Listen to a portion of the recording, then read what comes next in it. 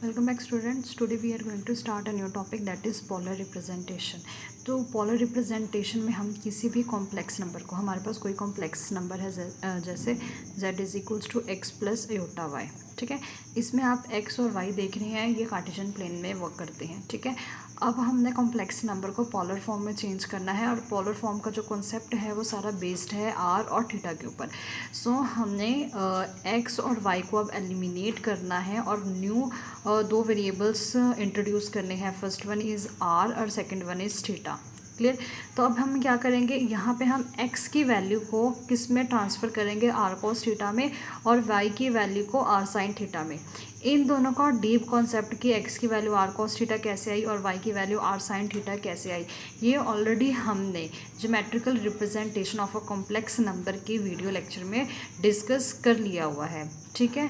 तो जिन लोगों को एक्स और वाई की वैल्यू का कॉन्सेप्ट नहीं मालूम है कि ये वैल्यूज़ कहाँ से आई है, प्लीज़ वो स्टूडेंट्स एक बार वीडियो लेक्चर ज़रूर देख लें, geometrical representation of a complex number. Okay, मैं आपको एक बार दिखा देती हूँ। ये देखें, geometrical representation of complex number. इसके बाद आपने मॉडुलस एंड आर्गूमेंट ये टॉपिक पढ़ा है, ठीक है।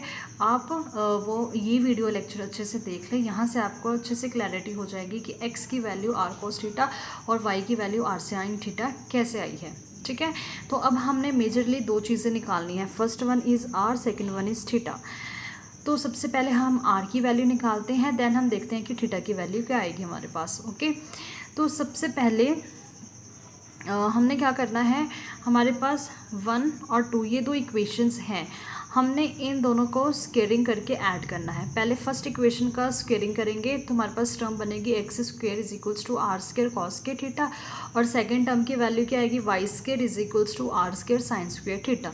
देन हमने क्या करना है, इन दोनों ही टर्म्स को ऐड करना है, इक्वेशन 1 एंड 2 को।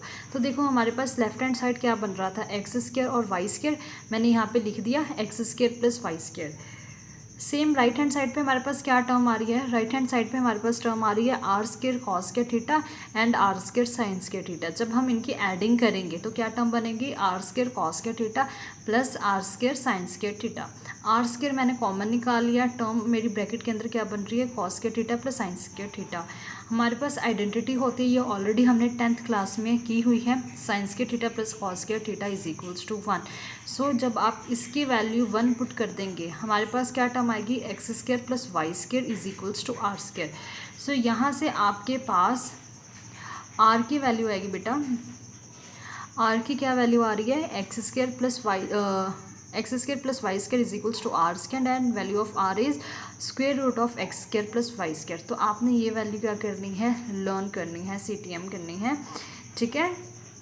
Second one is dividing 2 by 1। आपने क्या करना है, इक्वेशन 2 को 1 से डिवाइड कर देना है। हमारे पास इक्वेशन 2 क्या थी, इक्वेशन 2 थी हमारे पास y is equals to r sine theta and equation 1 थी x is equals to r cos theta. जब हमने इन दोनों को डिवाइड किया स्टूडेंट्स, तो हमारे पास जो टर्म बन रही है that is y upon x is equals to r sine theta divided by r cos theta. R से आर कैंसिल हो गया, sine theta upon cos theta. तो y upon x is equals to tan theta आ गया हमारे पास। तो यहाँ से थीटा की वैल्यू क्या आ रही है, tan inverse y upon x. तो ये थीटा की वैल्यू आ गई। अब यहाँ से दो टर्म्स हमने निकालनी थी, फर्स्ट वन इज़ r और सेकंड वन इज़ थीटा। तो r की वैल्यू क्या आई, square root of x square plus y square. आपको ये किसी चीज़ के साथ रिजेंबल कर रही होगी कि ये आपने वैल्यू ऑलरेडी निकाली है, करेक्ट। ये वैल्यू मॉडुलस की है कि आप जब आपने मॉडुलस का टॉपिक पढ़ा तब आपने पढ़ा था कि मॉडुलस ऑफ z की वैल्यू क्या होती है, under root of x square plus y square. Okay, तो हम इसको मॉडुलस भी कहते हैं। तो यहाँ से थीटा की वैल्यू क्या है, tan inverse y upon x. इसको हम क्या कहते हैं, एम्पलीट्यूड। क्लियर। सो स्टूडेंट्स, हमारे पास जो टर्म बन रही है that is z is equals to r cos theta plus iota sine theta, ठीक है। ये क्या है, ये पॉलर फॉर्म है। जर्नली हम कार्टेशियन फॉर्म में कॉम्प्लेक्स नंबर लिखते हैं z is equals to x plus iota y, और हम कार्टेशियन फॉर्म में क्या पॉलर फॉर्म में क्या लिखते हैं कॉम्प्लेक्स नंबर को, z is equals to r cos theta plus iota sine theta. It is the modulo amplitude form, ठीक है। आपको मालूम है आर जो होता है मॉडुलस होता है, theta is amplitude.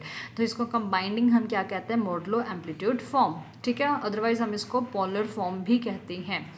Hair r theta are called polar coordinates of the complex number. तो आर थीटा क्या है, ये पोलर कोऑर्डिनेट्स है। तो आपको ये 1 मार्क्स में पूछा जा सकता है, यहाँ पे मैंने मेंशन कर दिया है कि आर थीटा क्या है, पोलर कोऑर्डिनेट्स। तो आपको ये पूछा जा सकता है ये कौन से कोऑर्डिनेट सिस्टम का पार्ट है, या फिर ये पूछा जा सकता है कि write down the polar coordinate of a complex number.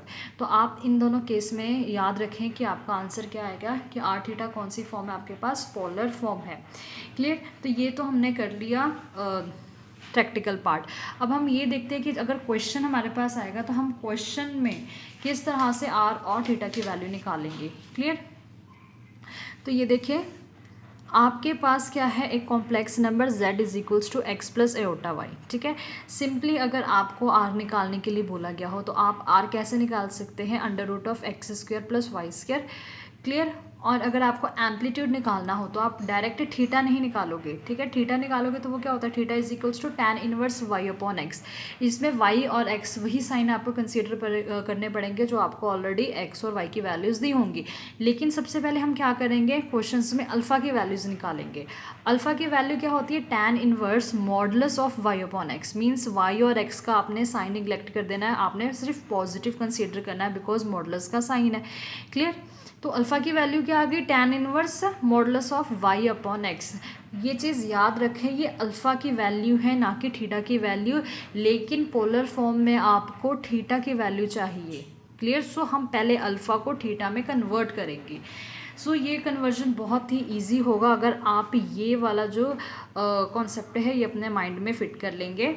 आपको मालूम है हमारे पास 4 तरह के क्वाड्रेंट होते हैं, first quadrant, second quadrant, third quadrant, fourth quadrant. First quadrant में x और y दोनों की वैल्यू पॉजिटिव होती है। अगर क्वेश्चन में आपके पास z की वैल्यू x और y दोनों पॉजिटिव गिवन है तो आपने अल्फ़ा की वही वैल्यू लिखनी है जो आपकी वैल्यू आ रही है। ठीक है। मीन्स थीटा की वैल्यू अल्फ़ा की वैल्यू के इक्वल आ जाएगी। ओके। क्योंकि आपके पास x और y ये दोनों ही ऑलरेडी पॉजिटिव होंगे तो अल्फ़ा और थीटा दोनों आपका इक्वल आ गया।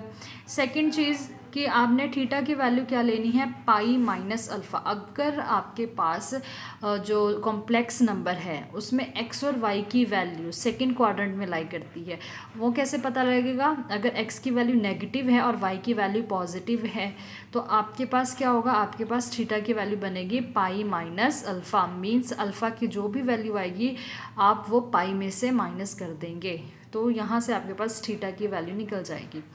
थर्ड क्वाड्रेंट में कैसे काम करोगे, थर्ड क्वाड्रेंट में आपके पास कॉम्प्लेक्स नंबर वो आएंगे जिनमें आपके पास कोई कॉम्प्लेक्स नंबर हो उसकी x और y की वैल्यू क्या हो, दोनों नेगेटिव।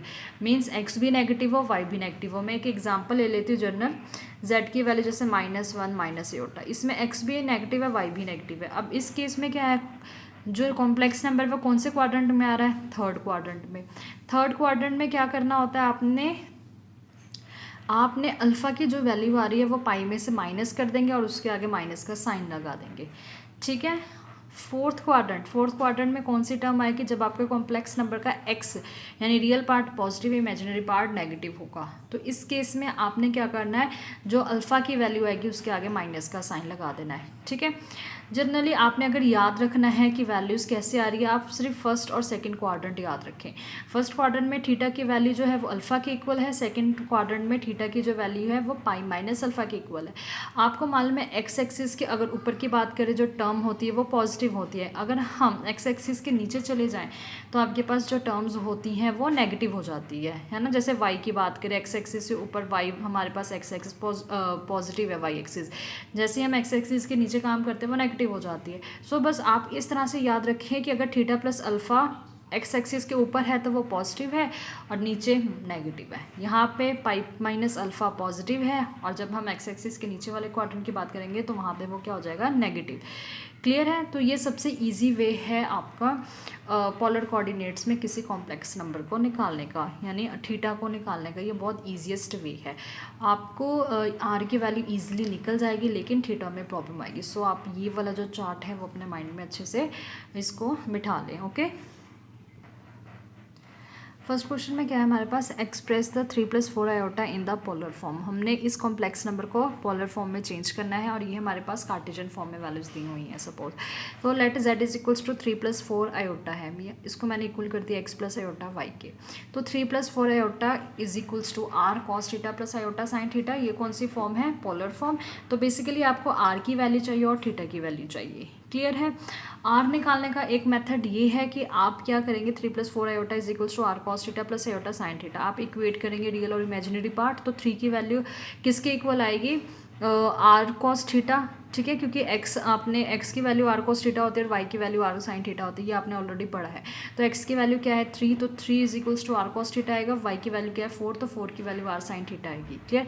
देन आपने क्या करना है, स्केयरिंग एंड एडिंग करना है। तो 3 स्क्वायर प्लस 4 स्क्वायर आप करेंगे, जैसे यहाँ पे पहले मैंने स्केयरिंग करके दिखा दिया आपको।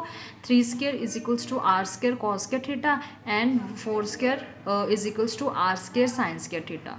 क्लियर है। जब आपको पोलर फॉर्म में निकालने के लिए कहा जाए तो बेटर है कि आप ये वाला मेथड फॉलो करें r स्क्वायर निकालने के लिए या बेसिकली r निकालने के लिए। क्लियर है। तो आपके पास r स्क्वायर का एक और मेथड है under root of x square plus y square, आप वो भी यूज़ कर सकते हैं। बट अगर पोलर फॉर्म में आप ये वाला मेथड यूज़ करें, क्योंकि वो डायरेक्ट हम मॉडुलस का मेथड कहते हैं, तो हम ये वाला मेथड यूज़ करेंगे। सो स्केयरिंग एंड एडिंग किया तो 3 square is equals to r square cos square theta and 4 square is equals to r square sine square theta. तो 3 स्क्वायर अब मैं एडिंग कर रही हूँ, 3 square plus 4 square is equals to r square cos square theta plus r square sine square theta. r square मैंने common ले लिया तो टर्म क्या बन रही है, cos square theta plus sine square theta, इसकी वैल्यू 1 होती है। तो r स्क्वायर की वैल्यू क्या आ गई 25, r स्क्वायर की वैल्यू 25 है, तो r की वैल्यू क्या होगी हमारे पास प्लस माइनस 5। तो r की वैल्यू क्या होती है, ग्रेटर देन 0। हमने r की वैल्यू हमेशा 0 से बड़ी कंसीडर करनी है, ठीक है। तो r की वैल्यू क्या आएगी +5। तो यहाँ से हमारे पास r की वैल्यू आ गई। क्लियर है। कुछ नहीं किया, जस्ट आपके पास जो भी कॉम्प्लेक्स नंबर गिवन था 3+4 आयोटा, 3 को किसके इक्वल कर दिया r cos थीटा के, 4 को किसके इक्वल कर दिया r साइन थीटा के, ठीक है। बस आपने इक्वेट करके स्क्वेयरिंग एंड एडिंग करनी है, वहाँ से आपके पास r की वैल्यू कितनी आ रही है 5। ओके देखो cos थीटा की वैल्यू क्या है 3/5, साइन थीटा की वैल्यू क्या है 4/5। cos थीटा r cos हमारे पास ये था ना x is equals to r cos theta, तो यहाँ से cos थीटा की वैल्यू क्या आ रही है आपके पास x/r। x की वैल्यू 3 गिवन है स्टेटमेंट में, r हमने न्यू निकाल लिया है 5, तो cos थीटा की वैल्यू 3/5 आ गई। साइन थीटा क्या होता है y/r, y की वैल्यू 4 गिवन थी, r की वैल्यू क्या आ गई 5। तो हमें tan थीटा की वैल्यू चाहिए, tan थीटा दोनों को आप डिवाइड करेंगे sign theta upon cos theta, तो आपके पास टर्म क्या आएगी 4/5 डिवाइडेड बाई 3/5, 5 से 5 cancel 4/3। Clear. That means tan theta की वैल्यू आपके पास क्या आ गई 4/3, ठीक है। तो अब यहाँ पे आपने थीटा की वैल्यू निकालनी है, दैट इज़ tan इनवर्स 4/3। अब आपके पास यहाँ पे 4/3 है, ये कोई आपके पास पर्टिकुलर वैल्यू नहीं आई है, जैसे कि हमारे पास tan थीटा की जो पर्टिकुलर वैल्यूज़ हैं दैट इज़ 1/√3 1 एंड 0, बट हमारे पास इनमें से कोई भी टर्म नहीं आई है, तो हम क्या करेंगे थीटा की वैल्यू डायरेक्ट वही मेंशन कर देंगे। क्लियर। सो बेटा आपके पास जो पोलर फॉर्म होती है वो क्या होती है r cos theta plus iota sine theta. Theta की वैल्यू tan इनवर्स 4/3 मैंने एज इट इज़ यहाँ पे लिख दिया कि 5 r की वैल्यू पुट कर दी, थीटा की वैल्यू नहीं पुट की, और साथ में लिख दिया where theta is equals to tan inverse 4/3। Clear है। तो ये आपके पास पोलर फॉर्म में कॉम्प्लेक्स नंबर आ गया, ठीक है। एक और क्वेश्चन कर लेते हैं। तो convert this into polar form, आपने ये वाली टर्म को पोलर फॉर्म में कन्वर्ट करना है। तो सबसे पहले आप क्या करोगे, इस टर्म को किसके इक्वल लिखोगे r cos theta plus iota sine theta, फिर इक्वेट करेंगे रियल और इमेजिनरी पार्ट। तो -4 की वैल्यू क्या आएगी r cos थीटा, 4/√3 आयोटा की वैल्यू क्या आएगी, मतलब आप आयोटा मतलब यूज़ करें, जस्ट 4/√3 की वैल्यू देखें वो किसके इक्वल आएगी r साइन थीटा के इक्वल। ओके तो -4 की value r cos theta equal I and 4/√3 की वैल्यू r साइन थीटा की इक्वल आई है। तो स्केयरिंग एंड एडिंग करेंगे जैसे हमने लास्ट क्वेश्चन में किया था, -4 का square is equals to r square cos square theta and 4/√3 का square is equals to r square sine square theta. अब हमने इन दोनों को ऐड करना है, लेफ्ट पार्ट को लेफ्ट के साथ एंड राइट हैंड साइड को राइट हैंड साइड के साथ ऐड कर देना है। तो -4 square plus 4/√3 whole square is equals to r square cos square theta plus r square sine square theta. 4 का स्क्वायर 16, 4/√3 का होल स्क्वायर स्क्वायर कितना आएगा, 4 का square 16 multiply by 3 is equals to r square cos square theta plus sine square theta हम as it is लिख लेंगे। Are square मैंने common निकाला, इसकी वैल्यू 1 आ गई, तो आर स्क्वायर की वैल्यू हमारे पास क्या आ रही है 16 plus 48 which is equals to 64। तो आर की वैल्यू हमारे पास क्या आएगी 8। हमें मालूम है कि हमने आर की वैल्यू ग्रेटर देन 0 लेनी होती है, ठीक है। यहाँ से कोस थीटा की वैल्यू क्या आएगी -4/r है, तो आर की वैल्यू आपके पास 8 आ गई, देन कोस थीटा की वैल्यू -1/2। सिमिलरली अगर साइन थीटा की बात की जाए तो साइन थीटा की वैल्यू कितनी आएगी 4√3/r, तो 4√3/r में r की वैल्यू पुट कर देंगे तो टर्म क्या आएगी √3/2। So here cos theta is negative and sine theta is positive. तो cos theta negative and sine theta positive है, आप ये भी चेक कर सकते हैं, या फिर आप ये चेक कर सकते हैं कि z की वैल्यू आपके पास क्या थी। z में आपकी वैल्यू थी, z की वैल्यू थी -4 + 4√3। तो यहाँ पे x क्या है नेगेटिव और y क्या है पॉजिटिव। तो x नेगेटिव y पॉजिटिव कौन से क्वाड्रेंट में होता है। और second thing is cos theta negative, यहाँ पे कोस थीटा नेगेटिव आया, साइन थीटा पॉजिटिव आया। साइन थीटा पॉजिटिव और कोस थीटा नेगेटिव, साइन का घर कौन से क्वाड्रेंट में होता है सेकंड क्वाड्रेंट में। तो आप चाहे साइन थीटा कोस थीटा से भी चेक कर सकते हैं, या आपके पास जो गिवन कॉम्प्लेक्स नंबर होता है एक्स और वाई की वैल्यू से भी चेक कर सकते हैं। दोनों ही केस में आपके पास थीटा की वैल्यू किस में लाई कर रही है सेकेंड क्वाड्रेंट में। तो बेसिकली हमें थीटा निकालने के लिए क्वाड्रेंट चेक करना होता है कि कौन से क्वाड्रेंट में है, तो हमारे पास कौन सा क्वाड्रेंट आ रहा है सेकेंड क्वाड्रेंट। सो मैंने यहाँ पे एक बार दोबारा से ग्राफ बना दिया हुआ है। अल्फ़ा की वैल्यू क्या होती है आपके पास tan inverse modulus of y/x, clear. और हमारे पास जो क्वाड्रेंट है वो कौन सा आ रहा है सेकंड क्वाड्रेंट। सेकंड क्वाड्रेंट में थीटा की वैल्यू क्या होती है पाई माइनस अल्फ़ा, क्लियर। तो देखते हैं हम कैसे निकालेंगे। हमारे पास अल्फ़ा क्या है tan inverse modulus of y/x, ठीक है। y की वैल्यू 4√3 है और x की वैल्यू -4, यहाँ पे मैंने लिख दिया x की वैल्यू -4 है और y की वैल्यू 4√3 है। तो अल्फ़ा की वैल्यू क्या आ गई tan इनवर्स 4√3/4, 4 से 4 कैंसिल -√3, बट मॉडुलस के कारण ये क्या बनेगा +√3। और √3 tan पे कहाँ पे आता है 60 डिग्री पे, दैट मीन्स पाई/3 tan 60 डिग्री। ये क्या देता है हमें tan 60 डिग्री देता है √3, या मैं ये कह सकती हूँ tan पाई/3 क्या देता है √3। तो यहाँ से एंगल क्या आ गया मेरे पास पाई/3। अल्फ़ा की वैल्यू मीन्स एंगल चाहिए था मुझे, एंगल की वैल्यू क्या आ गई पाई/3, बट ये तो अल्फ़ा की वैल्यू आई है, मुझे तो थीटा की चाहिए। कौन सा क्वाड्रेंट था सेकंड क्वाड्रेंट। तो सेकंड क्वाड्रेंट में आपने अल्फ़ा के साथ क्या करना होता है पाई में से अल्फ़ा माइनस करना होता है। तो यहाँ पे देखें मैंने वही किया, पाई में से अल्फ़ा की वैल्यू क्या है पाई/3, तो मैंने पाई में से अल्फ़ा सब्ट्रैक्ट कर दिया, तो वैल्यू क्या आई थीटा की 2 पाई/3। तो अब मैं इसको पोलर फॉर्म में चेंज करूँगी। पोलर फॉर्म क्या थी r cos theta plus iota sine theta, r 8 put कर दिया, कॉस थीटा, थीटा की वैल्यू 2 पाई/3 plus iota sine theta, theta की वैल्यू क्या है 2 पाई/3, क्लियर। आपने हर क्वेश्चन पे अगर आपके पास एग्जैक्ट वैल्यूज़ आ रही हों, जैसे √3 हो गया, √3 1/√3 1 0, कुछ इस तरह की जो टर्म्स जो आपने ऑलरेडी पढ़ी हुई हैं, ठीक है, tan थीटा के डिफरेंट एंगल्स में, तो वो वाली वैल्यूज़ आती हैं। तो आप क्या करेंगे ये क्वाड्रेंट्स चेक करेंगे, ठीक है। First quadrant, second quadrant, third quadrant, fourth quadrant में कौन सी वैल्यूज़ हैं बेटा, ये ग्राफ अपने एक नोटबुक पे बना लें, ठीक है, और फिर सारे क्वेश्चन सॉल्व करें, ईजिली हो जाएंगे। Okay, thank you.